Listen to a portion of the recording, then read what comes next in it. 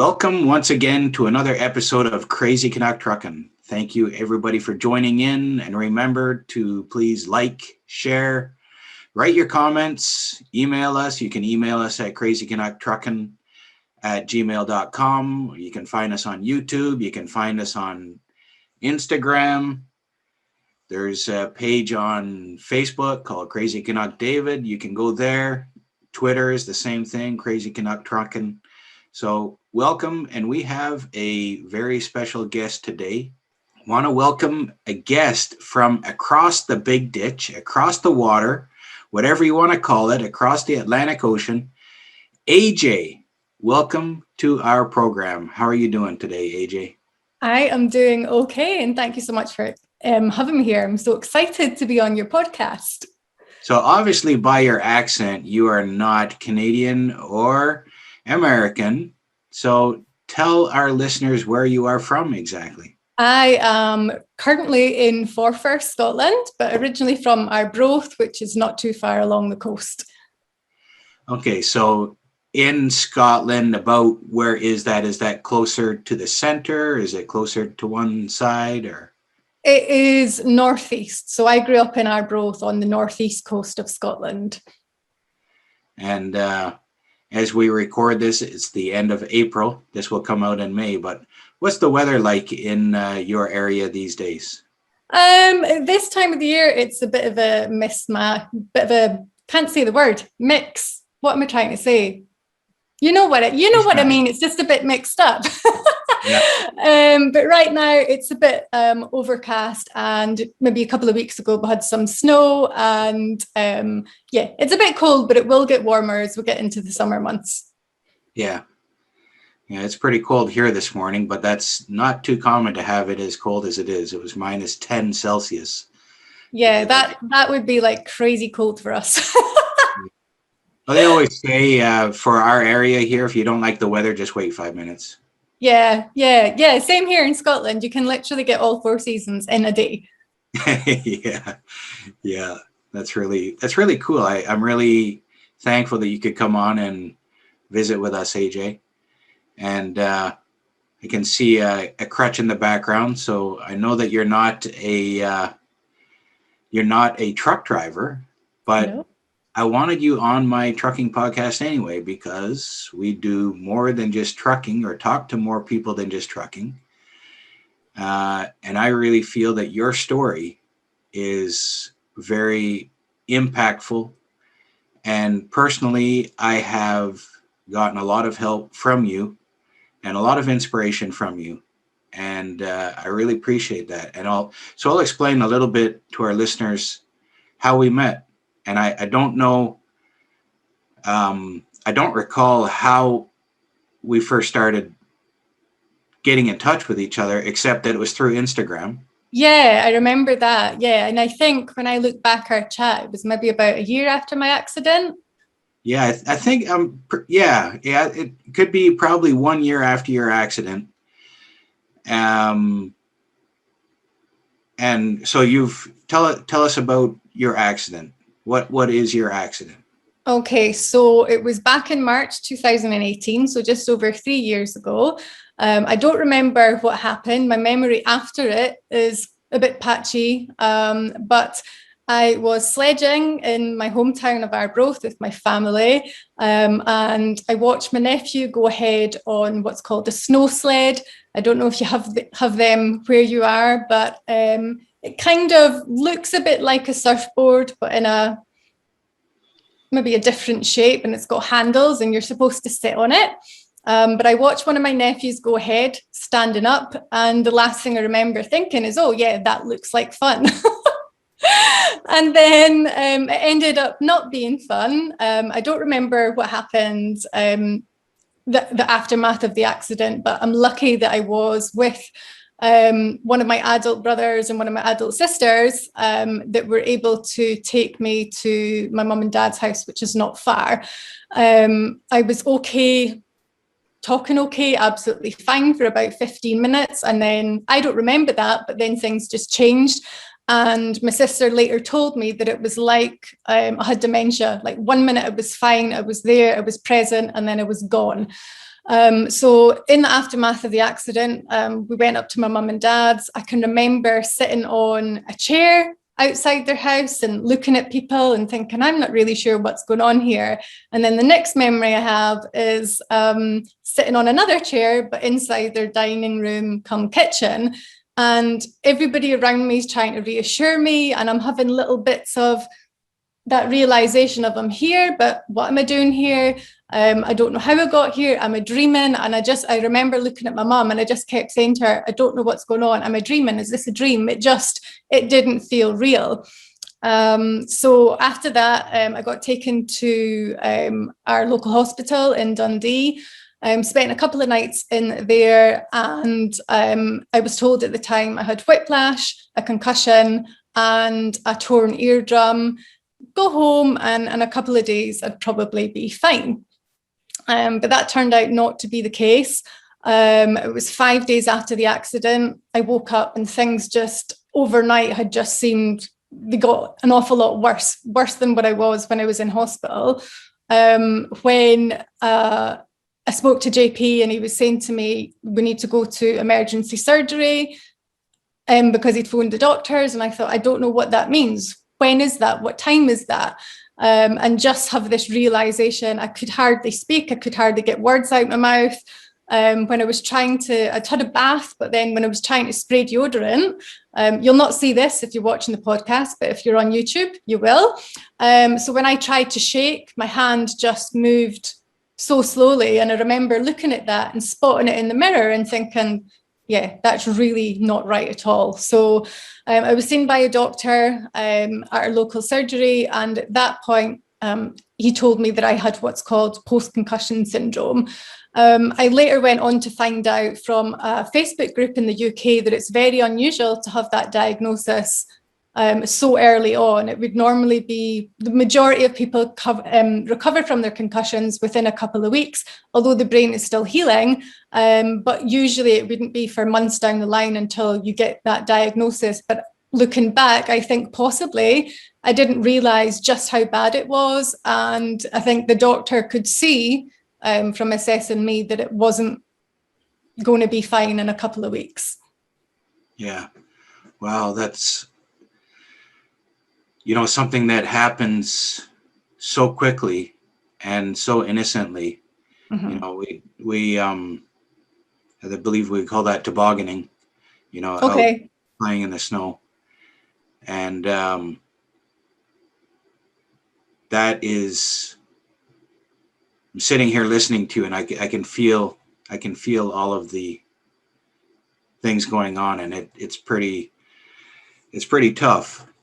Mm-hmm. And especially when things can look fine, mm-hmm. and things aren't fine, yeah. And that's the problem with the closed head injury or with the post-concussion, people, you've probably heard this. I've heard it many, many times. Oh, it's just all in your head. Like, yeah. Oh my gosh. And it's that whole thing, because like you can see a physical disability in me, but apart from that, people look at you and think, oh yeah, she looks fine. What's wrong with her? Yeah. So let's get right into that, like for you talking and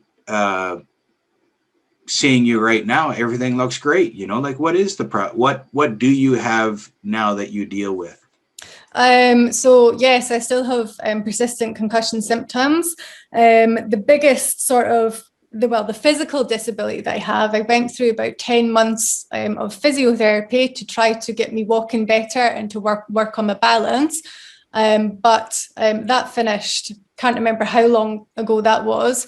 So there's the physical aspect, but I also have a lot of pain that I live with, a lot of headaches. And I suppose the biggest thing that maybe comes as a surprise to a lot of people, because it sounds really unusual, is that I have hyperacusis, which is noise sensitivity, which I know you saw a bit of just before we started recording. But in my noise sensitivity, that is the biggest thing that triggers all of my symptoms. So 1 minute, I could literally be talking away, fine in a conversation, and then there might be a noise It could be traffic, it could be a dog barking, it could be a child. There's so many things that could set it off. And in that, it tends to be the left-hand side of my body, but it can be the right as well. And when my brain has a reaction to noise, my limbs will just ping into the air.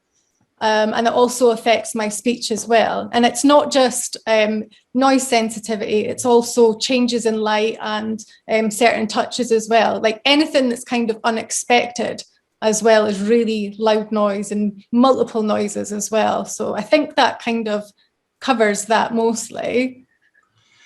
And so these things that affect you, is it the same every time, or is it something that, one time a dog barking will bother you, next time a dog barking won't bother you? Is it very consistent, or what? Tell our listeners what it's like. Yeah, when it comes to noises, generally it is anything that's unexpected, especially in high pitches. So it could be a mobile phone, like I said, it could be dogs, but it's not consistent, and like I'll not have the same reaction every time. Sometimes it happens, sometimes it doesn't. I really don't know. It's just that inconsistency, not really knowing at any point, how my brain's going to react to sensory stuff, really. Yeah, I was at a doctor recently, and I was having a procedure done. And, the doctor said it'd be a little bit of a pinch. How often have we heard that, right? Yeah. And what they didn't tell me was that the noise this was going to make was a very sharp noise, almost like a loud toy gun. Right. Okay. And I jumped, and they're like, "Oh, we didn't think it would hurt that much." And I'm like, "It's not the hurt, it's the noise." Mm-hmm. So, I had this done like 12 times in a row, but only the first time did I react, because then I was like, okay, well, now I know, and I can be aware, and I can try to calm myself down, and I can work with it, right? Mm-hmm. But I experienced the same thing, where a sudden unexpected noise and boom, like jump like crazy. Yeah, it's really difficult. And I think for friends and family that aren't used to seeing that, when they see it for the first time, it was a long time after my accident. One of my sisters hadn't seen this sort of reaction. And when she saw it, and my body it kind of like shuts down. So my speech goes, that my intentional movement that I try to do is very, very slow. And I could hear her really quite worried. And Mum was saying to her, it's fine. But, this is just what happens. But for people to actually see that, I'm aware that it can be shocking to some people, but it is just something that I deal with as part of daily life. And yeah. You're such a warrior, AJ, and I really appreciate people should be looking at your videos and because you explain things fairly well, and that's why I wanted to have you on. There are dark times, there are dark times in our life, as far as what other people can see sometimes. Mm-hmm. But when we can go through these times and do it like you're doing it, it really is a light for other people. It really is an inspiration for other people. And so what advice would you give to somebody struggling with their, maybe they've never had a concussion that has affected them as much, like what would you say to somebody else that is starting their journey? At the beginning of the journey, for me, I just remember it being so incredibly scary. And when a friend that also had post-concussion syndrome, and she went on to do well with her recovery, she used this phrase, scary bananas. I sort of took it on. And I think initially when you first have that diagnosis, and you just know that you're not the same. You're very, very aware of how life has changed, but it's so very difficult, and you have all kinds of emotions. And at the beginning, I think it's so important to reach out to other people that are going through what you're going through. So for PCS, there is in the UK, there is a post-concussion syndrome support group on Facebook, which I find quite useful. And also in the UK, there's a charity called Headway that have, that they were one of the first places that I was signposted to once I'd made connections with other people with PCS. So I'd never heard of this charity before, but I think it really, really does help when you can speak to people that understand what you're going through, because at that time you feel alone. And I think that's why once you start to make these connections with other people, you're like, oh my gosh, this is my tribe, they're like me. And you might not have exactly the same symptoms, but there's enough. So it might not be the same brain injury, it might not be exactly the same symptoms, but you have enough of the same life challenges and enough similarity there to lean on other people to get that support. Because as much as the friends and family in your life, as much as they can try to understand, I don't think, unless it actually happens to you or you're in a caring role for somebody going through that, I just don't think that you can grasp exactly, what the brain injury is and how debilitating it can be. It is. It's tough to understand. It's very tough to understand. I've been dealing with big, big symptoms for, almost 30 years. Mm-hmm. And my family sometimes is still learning and understanding stuff that is going on that, mm-hmm. It doesn't come easy. And one thing that really helped for me was,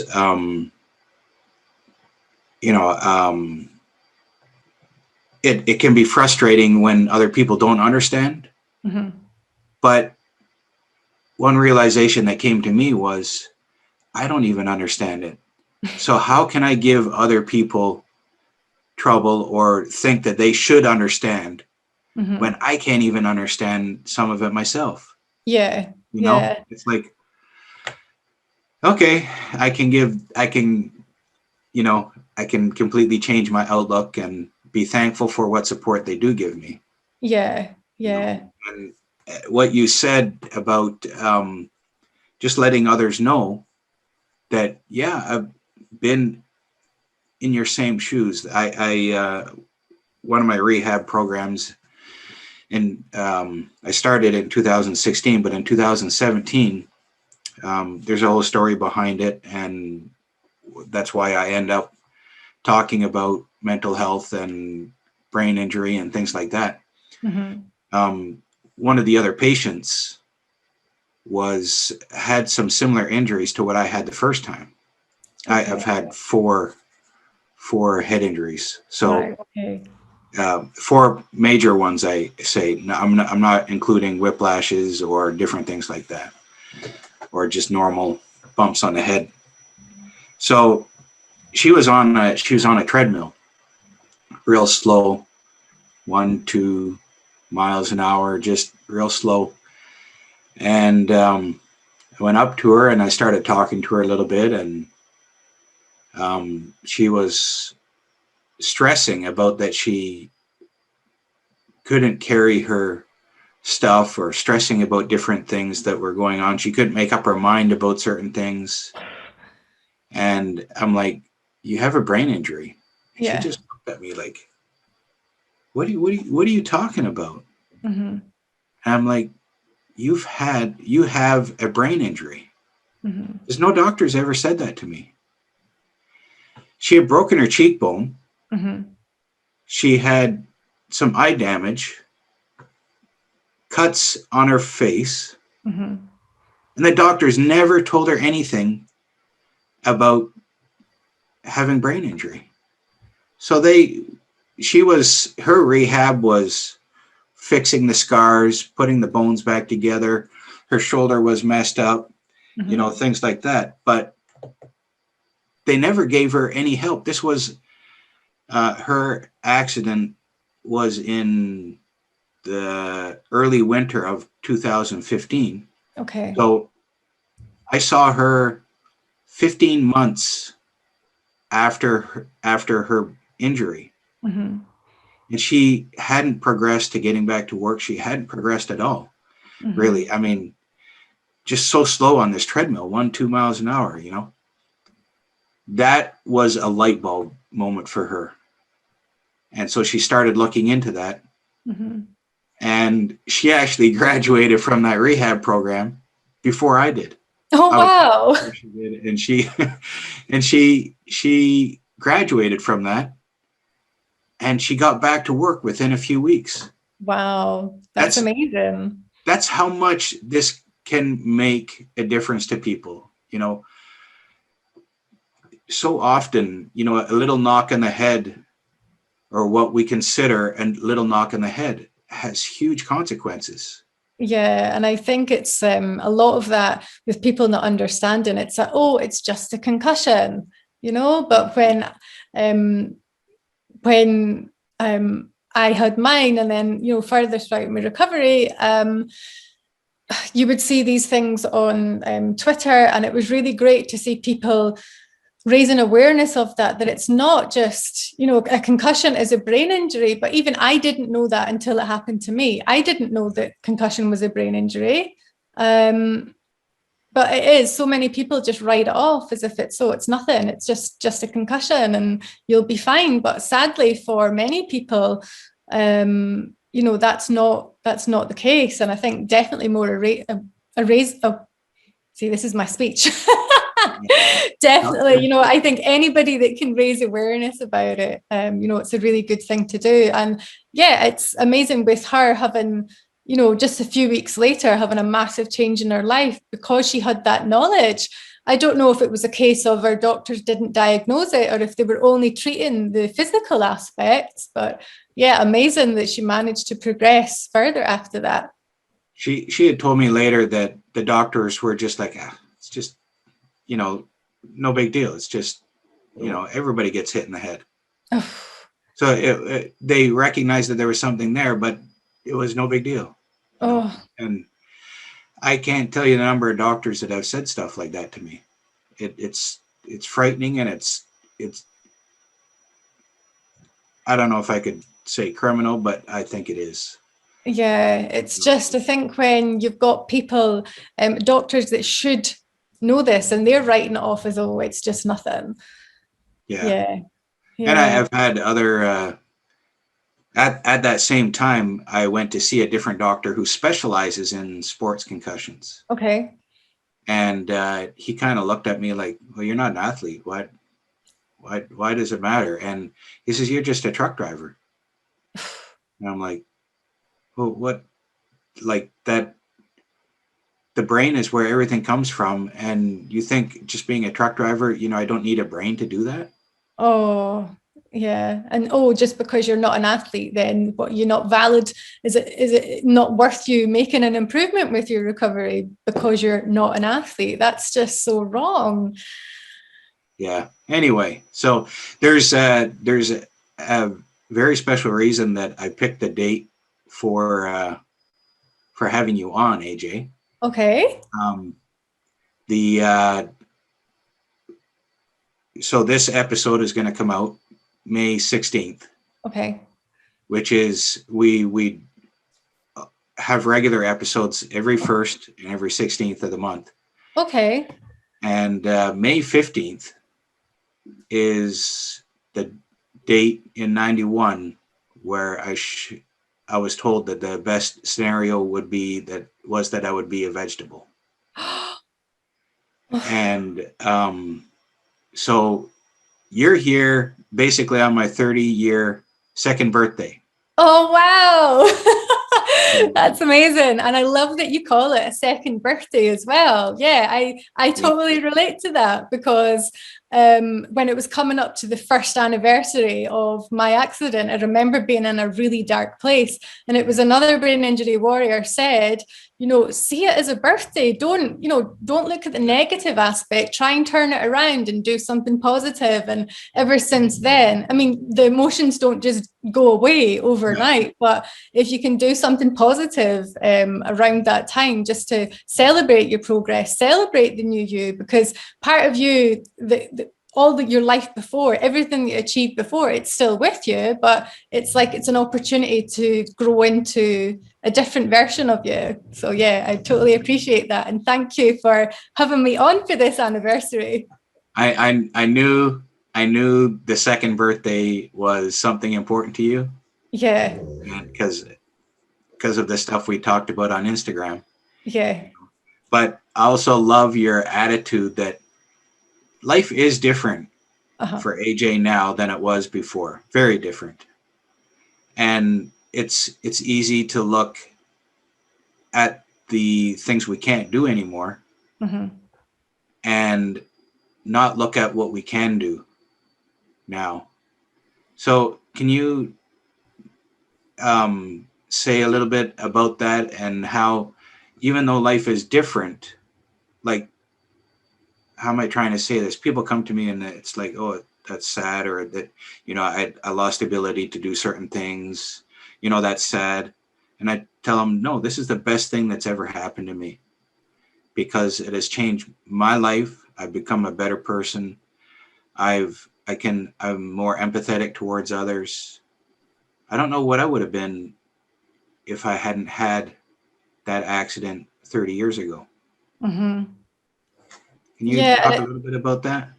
Yeah, and it's so interesting how when you talk about me being an inspiration and a light to others, obviously I went through a very dark period myself, where I remember the first time we went on holiday up to the Northwest Highlands of Scotland, 7 months after my accident. And it was the first time I'd been away from home. And when I came back, coming back in the car, traveling home, I just had this feeling of utter sadness just came over me. And I just thought, what am I coming back to? I don't have my photography business anymore. My life every single day is just about my recovery. And I think for that 7 months, I'd been trying to get back the old me. And then there was the realization of, I can't do that anymore. But at the same time, I didn't want to be a victim. And so many people would talk about me suffering with my brain injury. And yeah, I mean, I can relate to that. There are an awful lot of really hard times, but most of the time, I don't see myself as a victim. I don't see myself as suffering. I would rather use the same terminology as you. It's I'm a brain injury warrior. I fight. I have to work so hard to be in the place that I am now. And I think it's very difficult to, when you know that our people are struggling, and I've come through those dark times myself. It's really hard to sort of dig down and say this is what worked for me.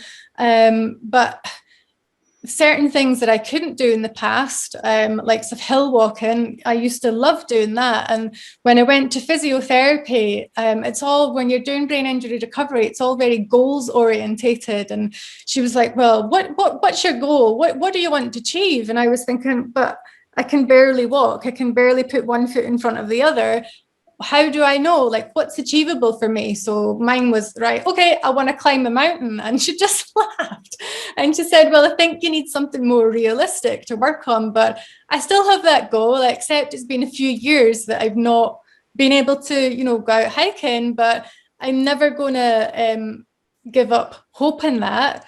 Yeah. And so life is very, very different and very, very changeable unexpectedly day to day. And yeah, I think I just have to it's this feeling of gratitude. It's the really digging down, what am I grateful for every single day? So I'll wake up in the morning and I do my journal, and I have a section on what am I grateful for? And I make myself every day write down at least 3 things. And even on the hardest of days, I still make myself do it, because there's that it doesn't have to be the big massive things. It can just be like, I'm grateful for the sunshine, and I'm grateful for nice food. I'm grateful for, being able to get through a shower and, feel okay about that and not always have to go and sleep afterwards. So I do think that gratitude goes a long way. And also, I forgot what I was going to say there. There was two things and I just got one, but that's okay. That's what happens. Celebrating the little things. Yes, exactly. You knew what I was trying to get at there. Yeah, it's celebrating the small things, because in your brain injury recovery, the small, or what would be to other people really small things, to us, they're massive. And I think, you do have to celebrate all those wins. And I think everybody can benefit from that. Yeah. If everybody had that mindset, if AJ pre-accident and Crazy Canuck Dave pre-accident understood celebrating the small things, maybe we would have been on a good track. Yeah. I can't speak for you, but for me, it was all about the big things. Yeah. Chasing the next big thing. Like, there was no sense of, like when I see other people and I see friends and family maybe struggling with their work, they're having a hard time, they're really stressed out. I'm saying, well, what are you doing for you? Because you need to take care of yourself and have that rest. And before my accident, I had my photography business. I loved hiking. I loved going to the gym. I was very fit. I was very active. I lived my life at like 100 miles an hour compared to what life is now. And it's recognizing in other people that are generally quite healthy that you don't have to have a brain injury to benefit from this. It's about self-care and really, really just taking care of yourself and putting you first, because there can be, particularly when we're going through this global pandemic, it's stressful for everybody. We're all, sharing in that. But yeah, off on a tangent. I forget what I'm saying halfway through. No, that's you say what you're meant to say, so that's important. Thank you for listening this far.